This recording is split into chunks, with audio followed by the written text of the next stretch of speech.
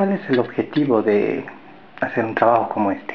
Un poco este libro es la continuidad de las preguntas que quedaron abiertas, ¿no?, con los varones del Oriente, y el objetivo era pensar qué había pasado con los proyectos nacionales en Bolivia. Entonces, ese libro fue escrito entre el 2008 y el 2009, que mostraba dos tendencias centrales. Por una parte, que la élite en Santa Cruz lo único que lograba articular, digamos, frente al proceso que habíamos vivido en esta década, era un proyecto que empezó de autonomías a federalismo y explícitamente en algunos casos a separatismo. Es decir, un proyecto de decir es inviable nuestra continuidad en el Estado-Nación boliviano, en Bolivia como la conocemos, y planteamos un Estado-Nación pequeño y propio, que sería Santa Cruz, o intentaban articular a la Media Luna. Y en esta coyuntura, ¿cómo se podía entender cuál era el contenido de la propuesta del Estado plurinacional que se estaba discutiendo en la Constitución? Porque estaban apareciendo los dos en este escenario conflictivo, ambos proyectos. Entonces, ¿qué significaban ambos proyectos? Entonces, un poco lo que me llamó la atención de la construcción en el Oriente era que, si usted hace recuerdo, el 52 se plantea, porque siempre tuvimos esta dificultad, ¿no?, una no correspondencia entre Estado y sociedad, lo que Zabaleta llamaba el abigarramiento, etcétera. Diferentes autores han planteado esta no correspondencia. La manera de resolver esta no correspondencia por el Estado del 52, que sube con una revolución, fue a través del mestizaje. ¿Qué dice? El problema de Bolivia es que hay un sector indígena y un sector criollo polarizados. Tenemos que generar una identidad cultural que homogeneice a la sociedad, a la nación, que construya una nación. La manera de construir esa nación es por la vía del mestizaje. Ni indígenas ya, ni criollos, sino todos somos mestizos. Entonces, este planteamiento de construcción nacional, que es el más fuerte en la historia republicana, porque además estaba legitimado por un proceso revolucionario, ¿no es cierto?, que pone al MNR en gobierno, 50 años después deviene separatista. ¿Por qué? Porque el mestizaje que se había planteado en esos términos por el MNR, esta izquierda nacionalista, fue un mestizaje nacional. Pero en Santa Cruz la lectura, por ejemplo, hasta antes de los 50 se hablaba de la cruceñidad frente a lo camba, y lo cruceño era lo criollo. ¿No? Poco a poco se incorpora lo camba, la identidad camba, como mestiza, o sea, que articula, que homogeneiza a la sociedad, pero a la sociedad oriental, o sea, a la sociedad cruceña. Entonces, ¿cómo este mestizaje que se había pensado para solucionar la nación se convierte en un proyecto separatista? Es muy paradójico, ¿no es cierto? Porque se apostó al mestizaje para que todos seamos iguales, por lo menos en términos culturales y no económicos, pero no deviene separatista, y a partir de ahí aparecen todas estas construcciones de la tarijeñidad, de lo de Sucre, construcciones regionales, pero que no solamente ya son regionales, sino que se convierten en nacionalismos autónomos. Entonces, algo está pasando, algo no funcionó en los proyectos de Estado-Nación modernos durante el 19, con la élite liberal de 1900 y el 52, que acaba en una solución de separación, ¿no? Algo pasa que impide que esta élite, que era parte de ese sector que se consideró nacional, por ejemplo, si uno ve los textos de Gabriel René Moreno, de Santa Cruz a fines del 19, está pensando la nación, desde la región, desde Santa Cruz, pero está pensando la nación boliviana, que estos intelectuales, esta élite, ya no se piense como parte de Bolivia, ¿no?, y genere un proceso, o por lo menos estuvimos con miedo a la guerra civil. Y en ese sentido, ¿qué significa la propuesta de Estado plurinacional indígena? En un momento en que, si había un sujeto nacional tradicional que se había modificado, normalmente criollo, ¿no?, los independentistas de Sucre, ¿no?, o sea, el sector de oidores que asume la independencia, las luchas independentistas, la élite paceña con el Partido Liberal, la élite también paceña, Cochabamba, de Occidente, ¿no es cierto?, en el 52, y ahora este sector, que no pueden, ya no se constituyen como sujetos nacionales en tanto Bolivia, ni se piensan en un proyecto nacional. ¿Qué significa lo plurinacional?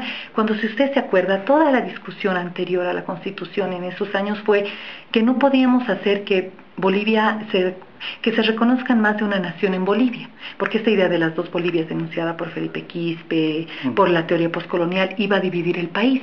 Y en cambio es esta mirada la que no divide, la que apuesta por un proyecto plurinacional.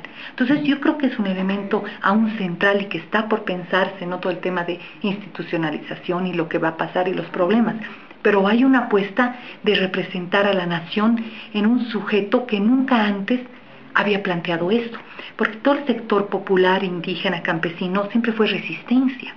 Y en esta coyuntura es un aprendizaje nuevo, porque como no hay un sujeto nacional tradicional, como el criollo, les toca la responsabilidad en un momento de hablar a nombre de todos.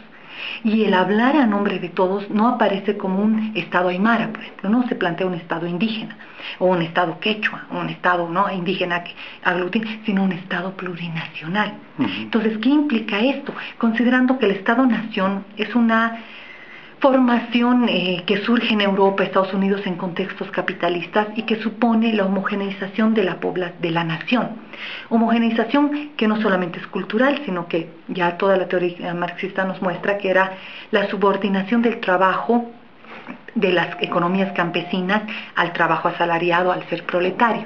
Nosotros, como no tuvimos eso, no hay una construcción nacional en términos europeos, digamos, en términos liberales, sino tienes una nación constituida por muchas naciones, es una sociedad civil además completamente organizada y movilizada, cuando en Europa y en Estados Unidos esa sociedad civil, esa nación, participa políticamente por medio del voto una vez cada 4 o 5 años y es una sociedad más pasiva, no más vinculada a su ámbito privado. En Bolivia no. Entonces, ¿cuál es el reto frente a esa heterogeneidad, ¿no?, de diferentes organizaciones, de diferentes incluso modos de producción y tiempos, de diferentes modos y tiempos, construir un Estado que represente a esa heterogeneidad profunda?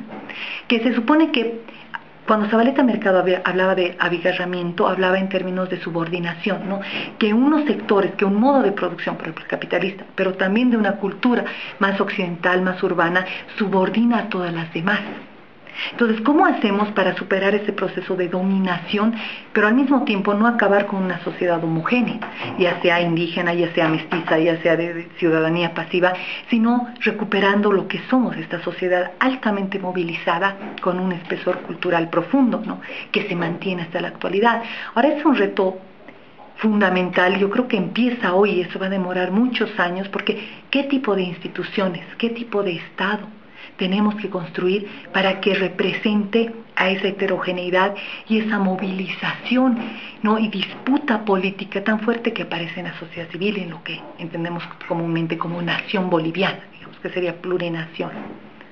En este contexto, ¿cuáles son los actores fundamentales y las características de esto? ¿Y qué temas son claves en este aspecto mirando hacia futuro?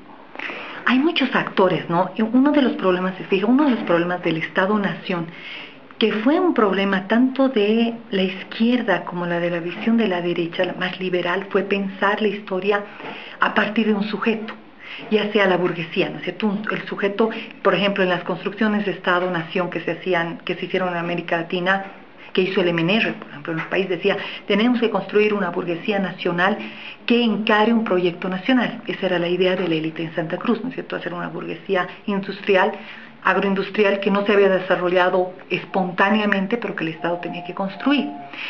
La propia izquierda, ¿no?, todo el movimiento de izquierda, la experiencia en el mundo, también construye la imagen a partir de un solo sujeto, el sujeto proletario. Pero cuando este sujeto proletario cambia, cuando se dan transformaciones de acceso a mayor riqueza, de convertirse en clase media, de los fracasos también de los socialismos reales, se da cuenta que no es posible, no podemos pensar las construcciones estatales y los proyectos de sociedad, sobre todo, a partir de un solo sujeto. Yo creo que esa es la diferencia con el planteamiento del Estado plurinacional.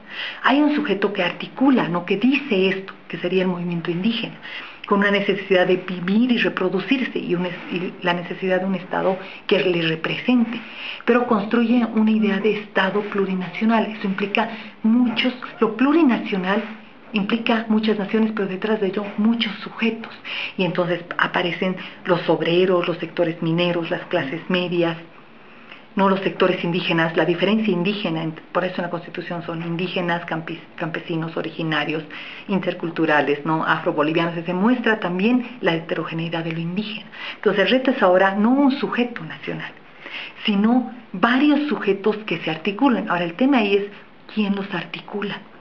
Pareciera que en el periodo 2005 hasta ahora, quien ha sido capaz de articular esas demandas, ¿no? Esos sujetos, esos proyectos de vida en este manto común que sería lo plurinacional fue el MAS. Y ni siquiera el MAS, porque no funcionó como un partido tradicional, quizá fue la figura de Evo Morales, ¿no? Y quizá el gabinete, Evo Morales y Álvaro García Linera y el gabinete. Ahora, eso está en desgaste, ¿no? Parece que hay una situación de desgaste. La pregunta sería, en el desgaste de la figura de Evo Morales, si va a proseguir o no, ¿va a haber un desgaste de articulación de los sujetos para la construcción de este proyecto? ¿Qué otro sujeto, ya sea un partido político, una organización, quién sería capaz de rearticular este proceso para continuar? Porque lo que creo que ha pasado en este tiempo también ha sido de alguna manera en la población una separación entre lo que estaba identificado como uno solo, ¿no? Desde el 2005, la victoria de Evo Morales, el proceso de cambio es Evo Morales. Si ahora empieza a separarse esa lectura, y una cosa es Evo Morales y el gobierno de MAS, y todas sus apuestas y también errores, y otra cosa es el proceso de cambio, que se le da más perspectiva al proceso de cambio, ¿quién va a articular esos sujetos y proyectos altamente movilizados? Porque si pensamos, por ejemplo, las organizaciones sociales en Bolivia no funcionan solo en tanto entidades sociales de la sociedad civil, sino tienen un rol incluso partidario, ¿no? Porque el partido se consideró como el instrumento, la institución que articula y canaliza demandas de la sociedad, el Estado. En Bolivia ese rol lo constituyen ya no los partidos políticos, por eso los partidos políticos de la etapa neoliberal cerraron, no hay un partido que haya sobrevivido este periodo, hay nuevos partidos, pero habría que preguntarse, ¿van a ser los partidos los articuladores? ¿Las organizaciones sociales se podrán convertir en articuladoras sin hacerse partidos? Hay una serie de preguntas que plantea la coyuntura actual. Lo que sí está claro es que la propuesta de Estado plurinacional, con todos los demás, ¿no? Calificativos, algunos Estado plurinacional comunitario o autonómico, etcétera. Pero la idea de Estado plurinacional yo creo que abre el horizonte de convivencia de los diferentes sujetos, de la heterogeneidad, ya sea sujetos urbanos, en economías informales, pero también en economías formales, sujetos indígenas, campesinos, vinculados a una economía de mercado más fuerte, como en el caso de la producción de la hoja de coca, o en el altiplano, etc. Se abre un horizonte de posibilidad de recoger esa heterogeneidad en el Estado y que no implique la homogeneidad como pasó antes, y que no implique que la única salida de Estado-nación es que sea una sociedad homogénea, ¿no? Por ejemplo, Santa Cruz, con su modelo de desarrollo, con su mestizaje regional, lucámbalo, cruceño, sino que es posible un horizonte de coexistencia. Ahora, ese horizonte es fundamental en términos simbólicos. Queda el espacio de construcción de instituciones, de la disputa por el problema serio que ahorita atraviesa el gobierno y que están pensando también las organizaciones y la población, la gestión pública. Una cosa es el discurso y la apertura del horizonte, pero no es suficiente. ¿Cómo se van a resolver problemas concretos? ¿No? ¿Bajo qué instituciones? ¿Bajo qué políticas públicas? Siendo que el otro problema es que no podemos parar el Estado. La maquinaria estatal no se puede parar. El 2005 es decir, empezamos de cero. La maquinaria estatal sigue moviéndose y en ese movimiento, que es un movimiento de historia acumulada de la historia neoliberal, pero también de la historia del nacionalismo, de las dictaduras, etcétera, hay que generar los cambios. No se puede parar esa maquinaria. Entonces, ¿cómo generas estos cambios a partir de este horizonte abierto, ¿no? Y es un tema que tenemos que seguir pensándolo y discutiéndolo en el nivel social y en el nivel estatal por muchos años. ¿Qué institución vamos a construir que se corresponda con esa sociedad, con esa plurinación?